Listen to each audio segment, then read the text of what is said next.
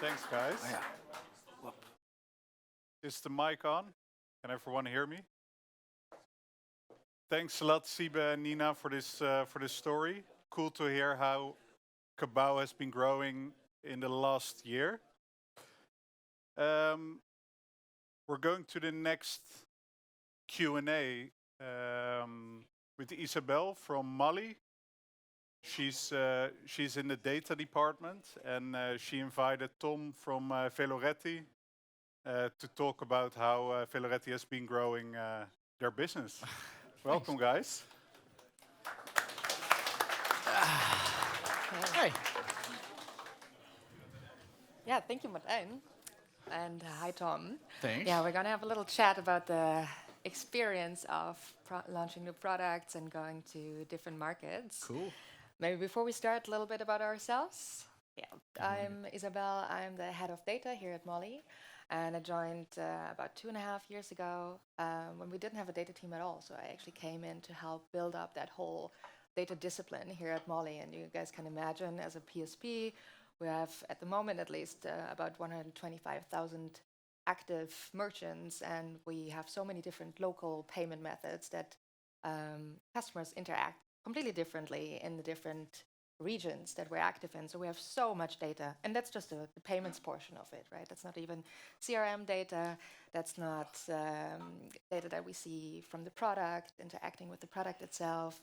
So it was really time for us to do something about that and build up a data team. And I really had to smile when the guys from Ask Phil were talking about the beginnings of their data journey this morning, and about the different sources and getting that all kind of lined up. So that's exactly the journey that we also had in the beginning. We started with a really small but scrappy team, and over the last 2 years, we actually grew that into its own domain. We now have 3 different teams. They're really focused on data engineering, data science, and also analytics. And at the moment, we're really responsible for making sure we have a lot of good learnings, generally a lot of good insights for us internally. But of course, Mollie is growing super rapidly, and so is the data team. So in the future, we're really looking forward to bringing that also back to the product and sharing that with our merchants in that way. And talking about merchants, one of them is sitting here with me. Thanks for having us. So I'm Tom. These days I'm the head of business and retail within Veloretti. But as you do within a startup company, of course, you grow a little bit with your role. So I started off as a store manager. We literally only had 3 people. Well, we had people in the store as well, but we had 3 people that were doing everything, which was the owner, the marketing manager, and myself. We're not growing as quick as Mollie, but we are growing pretty quickly, and certainly now we have our e-bike here. Yeah, it's growing even quicker. But so my role now is mainly focused at the commercial side, but I'm also still responsible for the retail side, so all our retail partners, our brand store. I'm also involved with our customer care department, so there's still a lot going on. But we are more and more specializing and getting different roles into our company. Very cool. Yeah, Nice, certainly. exciting times. Yeah. I know. Veloretti started off as a very small company, and I think it's now almost 10 years ago. Next year we have our anniversary. But it's really going quickly, and we went from our office in the back of our shop to a really big office, and I know that we're looking at an even bigger office at the moment, just so we're able to grow even further. Nice. Yeah, very cool. To be honest, this morning when I was biking to work on my Veloretti bike, and I'm not being paid to say this, but I tried to pay some more attention, and it's crazy to see how many people are actually, at least in Amsterdam, on the way on their Velorettis. So at least on the city bike front, you guys are obviously super successful here already. Certainly. But you mentioned it just now in passing, so you guys have not been sleeping on that success. No. You've actually been busy bringing something else to the product line. So you launched your first electric bike. I know. Which was super how was exciting. that for you guys? Well, it was a long project. We worked on it for over 2 years. I think the idea started even before that. But it's really difficult to get a product, of course, that looks like your current product, but has the features of an e-bike. Yeah. So it was a really challenging, but certainly exciting and a successful time. I think the challenges were in the fact that it was new, and we also had to launch it in an area that was familiar but unfamiliar, because the e-bike, of course, is something completely different. Yeah. Exciting because, well, again, new. We had some challenges along the way, but we certainly were aware that we were getting there.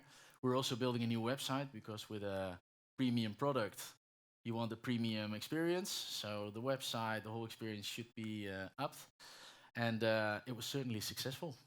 Very cool. We sat down. We had, I think, 500 pre-order tickets ready, and we thought that it would take weeks or maybe months before they were sold. But it went super quickly, yeah. Wow, congrats. I know. That's amazing. Still a lot to do, but yeah, it's been good. Cool.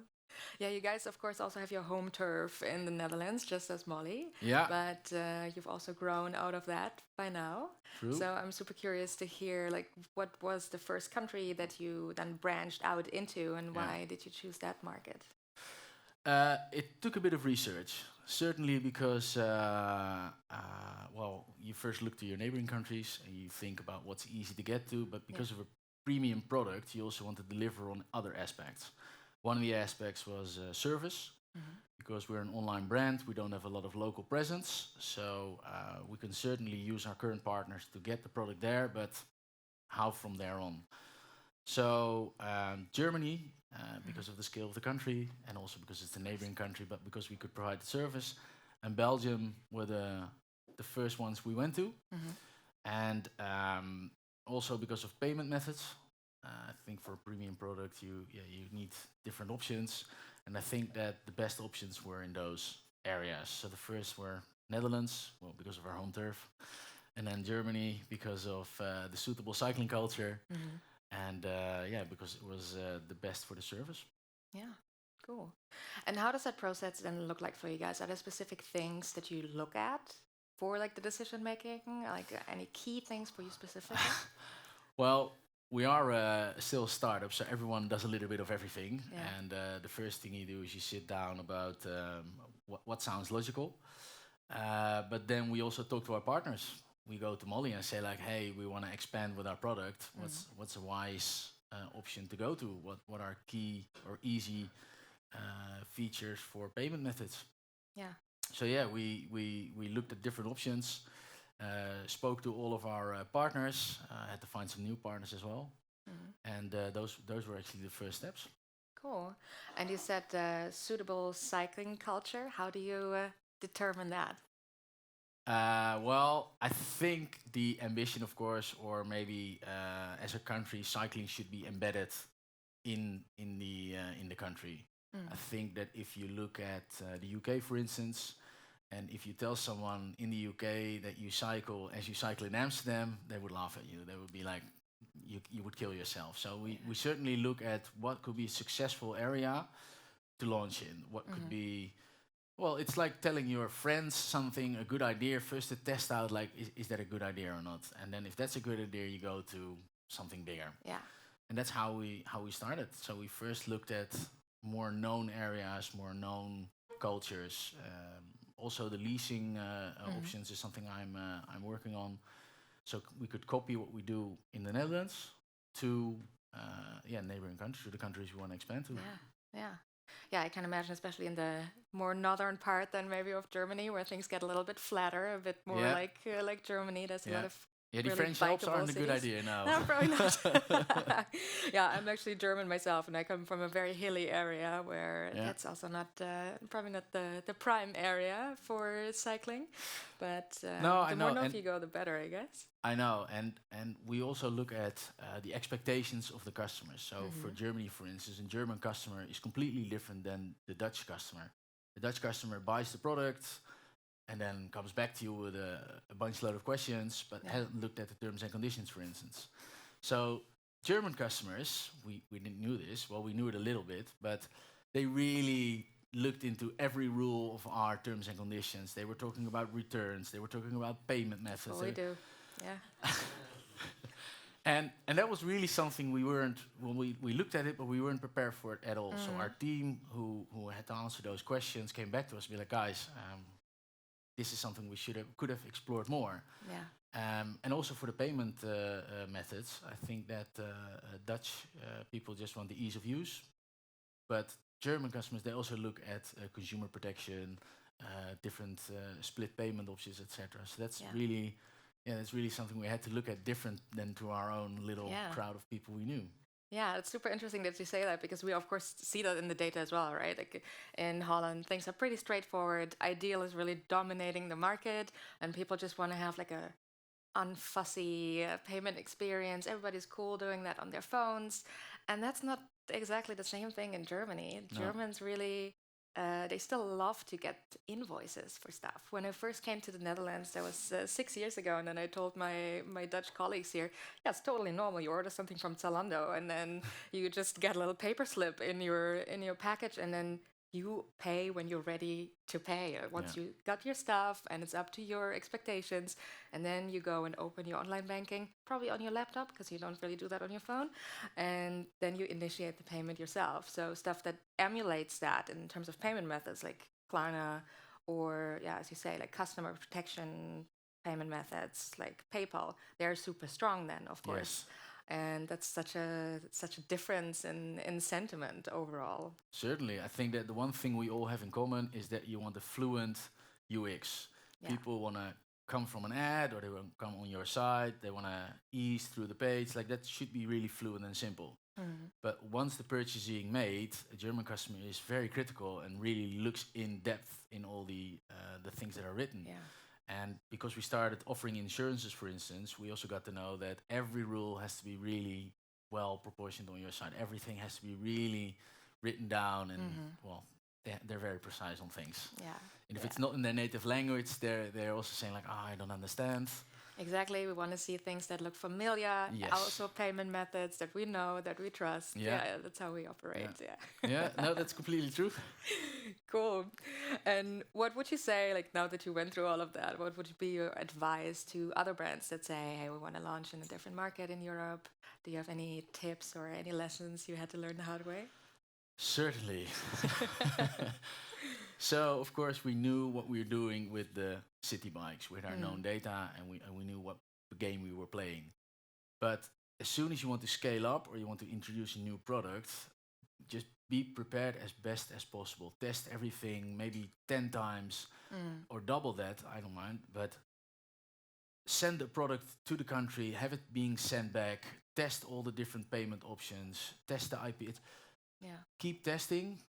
Make sure that you are super well prepared, because that's the thing we learned the hard way. We were quite confident about the product we were launching. We still are. Like the e-bike is an amazing product, but the thing we weren't prepared for was the amount of questions, the type of questions, getting products returned, etc., etc. Well, the difficult German customers, and because of the timings, etc., we didn't have all the time, but also because we are a startup, we don't have all these different fields within our company that have the testing. So once we were finally going, we were super pleased and excited that we sold these 1,000 pre-order tickets. Like, here we go, people are excited about the product. But then when we finally launched the product and we finally got the product or wanted to get the product to the customers, there were a ton of questions and a ton of things that came back to us, and we had to figure out along the way. And luckily we're very flexible, so I can imagine every startup is very flexible. Yeah. But it's just not contributing to the experience for the customer, and certainly also not for the stress level at the office. So yeah, we could have done better in that. I think that the staff in the office could have been better prepared by me. My fault. Should have done my work better.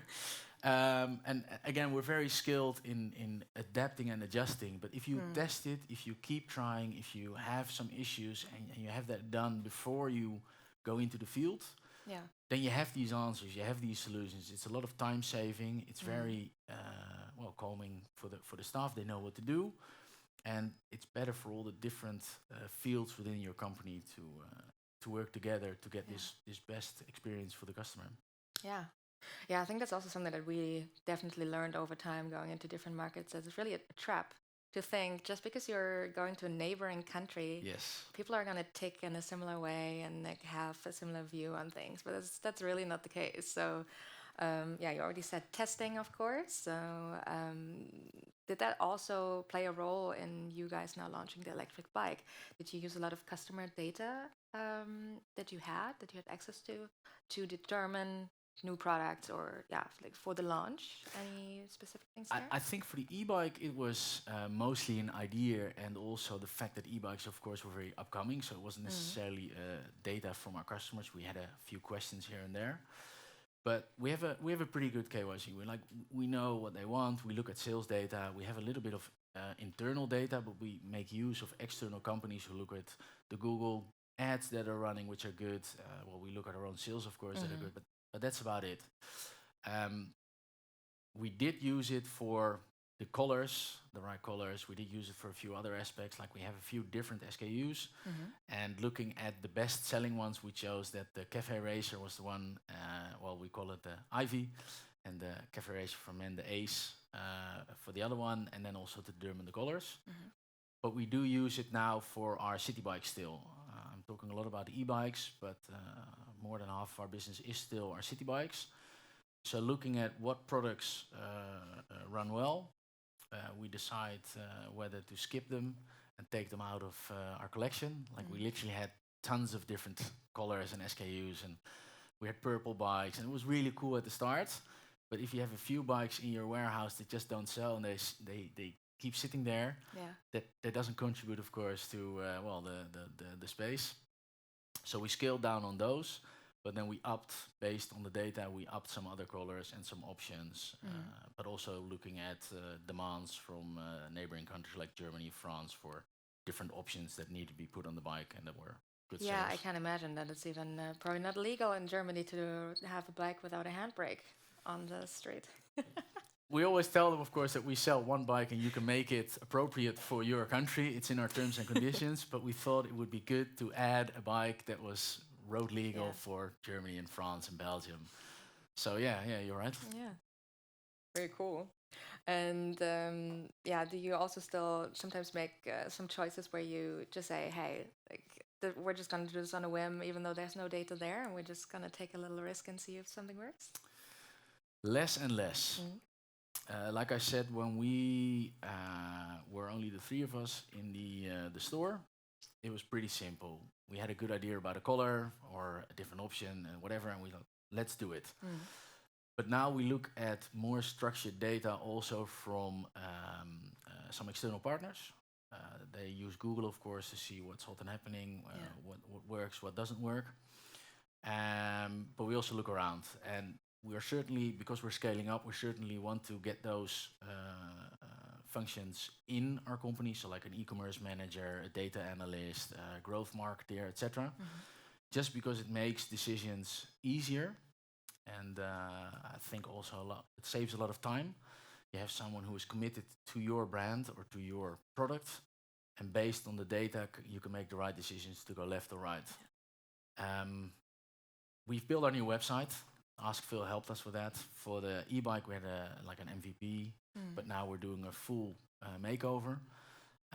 And recently we sat down to talk about these things like A/B testing, what works, what buttons should we wear, what helps for the best user experience, what helps to purchase the product easiest, etc., etc. Also for your service department, like we literally only get an email saying, I want to return it or something's broken.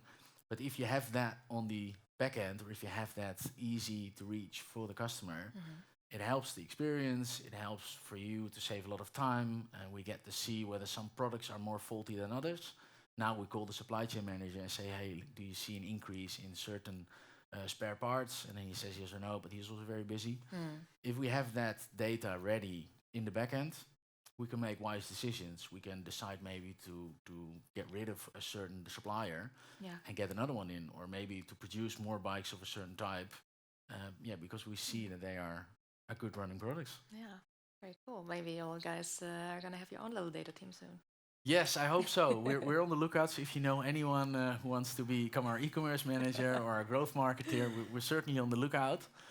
But at the moment, we're coping. At the moment, we still have our owner Ferry, who's really involved, and we also have our CFO, who's a bit of our COO, really committed to getting all that data, to getting the right people and making the right decisions.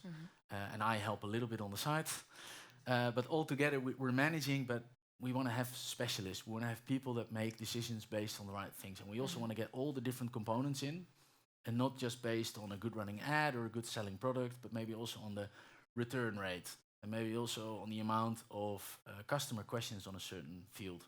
If you have all these things together, I think the amount of money you spend, is more reasonable and help you make better decisions. Yeah. Yeah, exactly. I think that's the magic in the end. The Ask Phil guys also said it this morning, or earlier this afternoon. If you have it all in different places, then that's nice to have. But the magic actually really happens when you can pull it all together and. I know. That's why we're moving to a bigger office. Have enough workspace for all these people. We keep collaborating with Ask Phil, and they keep giving us tips about what to do, how to move forward. So, cool. So you're in good hands. I know. Yeah, certainly. Yeah, no, it's been good so far. Really cool. Nice. Thank you so much for sharing all of this with us. Nice to tell about Veloretti. Yeah. Any questions maybe from you guys before we get back to Martijn? Yeah. I'm wondering how you are looking towards your retailers versus your own webshop. What the strategy is in that regard, because I think your focus is mainly still your own webshop, but how do you view that for the future? So when we started, we only had one retailer, which was the Bijenkorf, and it was a nice extra sales channel. We get a lot of requests each day about bike shops, about child toys shops who want to sell our products, but it has to be an addition for us. It really has to be something adding to our own business, and of course not be eating off our own share. But we also look at a good brand fit. So last year we had Zara, we worked together with Made.com, and we have a few of these partners that really contribute to the bike experience, but also to like the whole brand experience we want to give. So most of the retail partners we have are not necessarily meant for a whole lot of sales, but we want to strengthen the brand with it. And some, like Amazon or Bol.com, are really useful to have because they have such a big audience that they really contribute to the product. And people, of course, again, looking at the ease of use, or like they're not specifically wanting to buy a Veloretti, but they want to buy a kid's bike, then we are there to being compared to those other brands. So when we do it, when we take on a retailer, it certainly has to be a good brand fit and very little to do with a lot extra sales.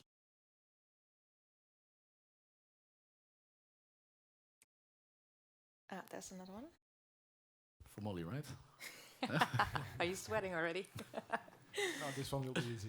You mentioned e-commerce like customer service, and it's helping you a lot. So my question for you is, what do you use for your help desk right now? Sorry, once more? What do you use for your help desk? So at the moment we use Gorgeous, and the reason why is it integrates a lot of the different platforms we use. We used to have all these different platforms. You have to look up the status of the order. You have to look up what this customer did before. And why we integrated Gorgeous was because if a person has commented on Facebook, or if a person has called 10 times, if a customer has a question about their status, it's all there, it's all together. So it really saves a lot of time again for our customer service department, but also if a customer has tried to contact us 10 times already or sent several emails, you immediately get this whole stroke of messaging all these tickets that this customer has. And so we know, we have to take this one on. Like, every customer is important, but sometimes you pick out this one and you think, maybe I should do this one right now. So yeah, Gorgeous has been really helpful. Or maybe we'll help you with the German customers as well. Yeah, the German customers ask a lot of questions. Thank you so much. I'm curious, like with the types of products you sell in the industry you're in, on your web shop, how do you think about retention? Like, I imagine people aren't buying bikes every week, month, obviously. Like, how do you think about getting people coming back, like on your direct side of the business? So of course we focus a bit on the family side. We hope that if they have a kid's bike, because they keep seeing the ads, they might buy a bike for themselves. But our brand manager is also a bit of our e-commerce manager, and he works with Klaviyo. So we, of course, keep retargeting them, but once in a while we send an appropriate email. And again, because maybe they have an adult bike, we can send them an email once or twice a year, a newsletter, informing them about hot new things coming in. So we're not sending out a whole lot of information, but we do tend to, once in a while, get them back. Now, I know a bike should last about 6 years, but in between we try to repeat it a little bit. And for this we do have an external partner, but I think Klaviyo is the best help so far. Amazing, thanks. Good choice. Is everyone asking questions about their own company?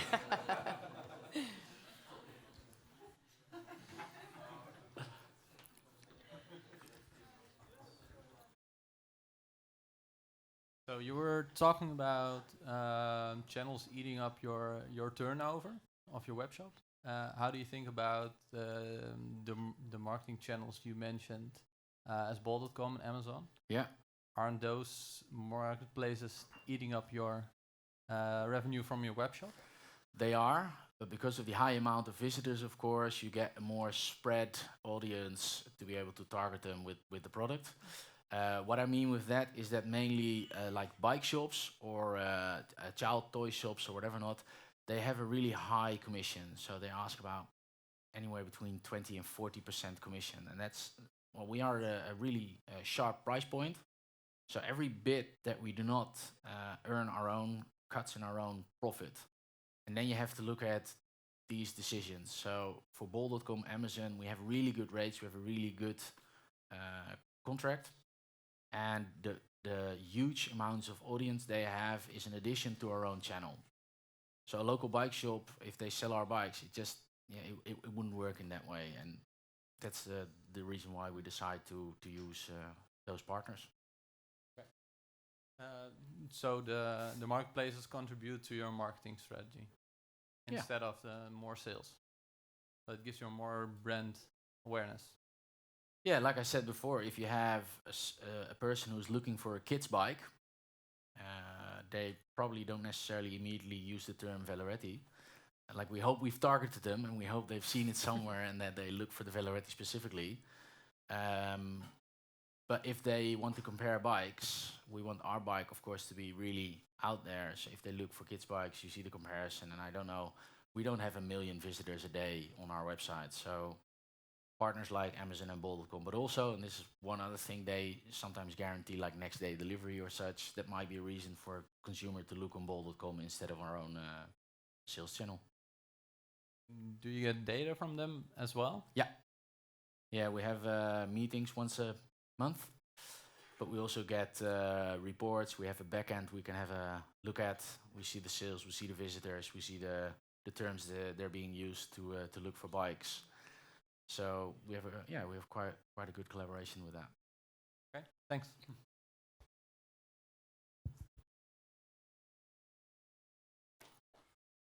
It's a lot of questions. Yeah, we have a couple. How are we doing on time? Do we still have a little bit of time at that? Is it turned on? One I more? think so. Just one question is like, do people take care of their bikes when they purchase them online? No. So if you want them to be happy with their bike, they Yeah. need to take care of their bike. Otherwise, they might think that it's because of a shitty bike. No. How do you solve this problem? I still think that if you are the owner of the bike, you take better care of your bike than you do when you rent it, of course. If you have a blauwe fietsband, then then you simply call them and say like, hey, my light's broken, can you come and bring a new bike? Whereas when it's your own bike, of course, if it's brand new, you call the company, but after a few months, you replace it yourselves. Now, this is still the part that we have to develop, and this is something that we also want to do in our backend. But with the e-bike, for instance, we can have data later on that notifies us how many kilometers have been ridden with the bike. So at some point, we can send them an email saying like, hey, it's time for your checkup, or hey, your brake pads have been running for 5,000 kilometers, you should replace them. So for a city bike, it's a bit different because you take a certain period. But for the e-bike, we'll get more specific data and we can upfront inform them about good taking care of their bike. Yeah, I can imagine. Yeah. The service we provide as an online brand is we sometimes say like, hey, yeah, we can't get you to our shop in Amsterdam. We would love to have you there, but we use partners. So we either send someone to your front door to solve it, or we ask them to go to a local bike shop. We send the parts over there, and then they can have it fixed. Oh yeah, so you do have your partners then. Yeah, That yeah. don't certainly. sell your bike, but then they can go there with. Yeah, their yeah, yeah. bikes, If they okay. ask a question, if they for the e-bike it's a bit different. Yeah. But if they ask a question like, hey, where can I go to? Usually with the city bike, we say, well, go to your local bike shop because it's quickest. For the e-bike, we have partners we can send over. For the Netherlands, it's Fietsnet. For Germany, it's Get Bike Service, List and Ride. We have a few that we can send them over to have it solved locally. This is part of the plan before we launch the bikes. Cool. Thank you. Should I give this an? I'm sorry, last question. People want to know a lot about bikes. Yeah. So I was actually really curious about that entire process with your returns that you said you want to now build up. Yeah. Where you enter the new market, you've had a lot more difficult customers.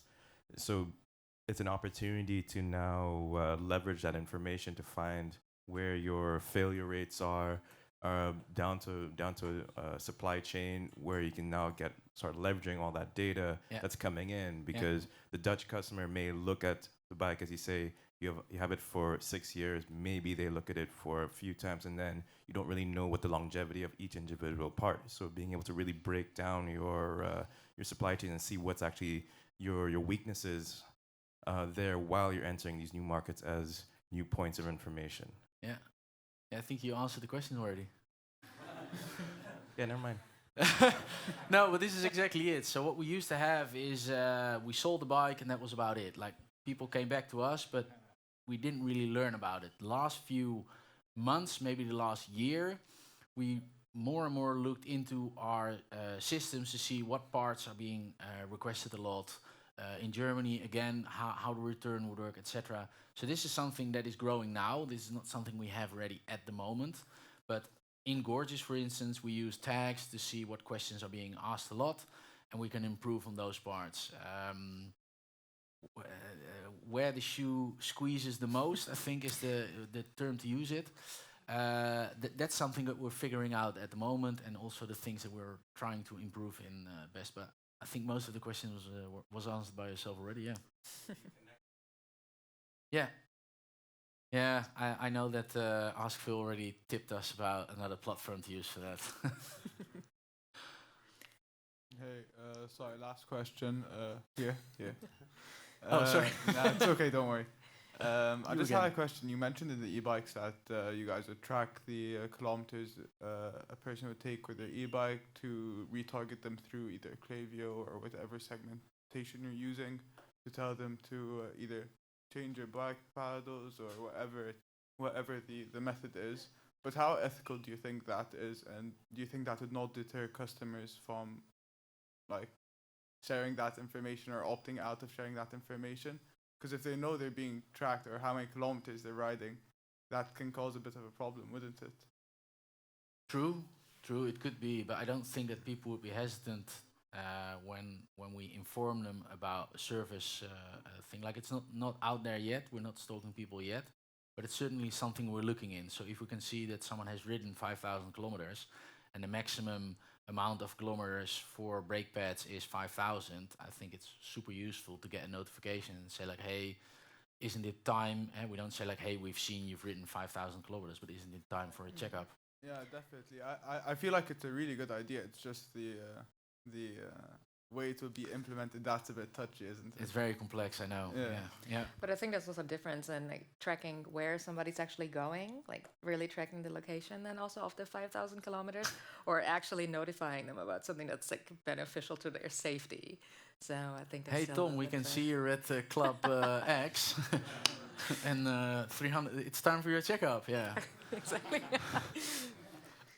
No, but I know that this is the ethical part, and this is the change in course. culture and how customers are these days. So we really have to be careful about that. I know for the insurance part, for instance, that's already one of the things that we have to learn about, the rules and legislation.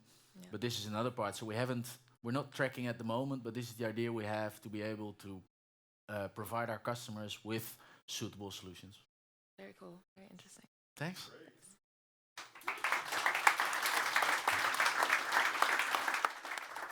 Thanks. Thanks, both of you. That was really inspiring. And great to hear the story about Veloretti, Tom. Thanks.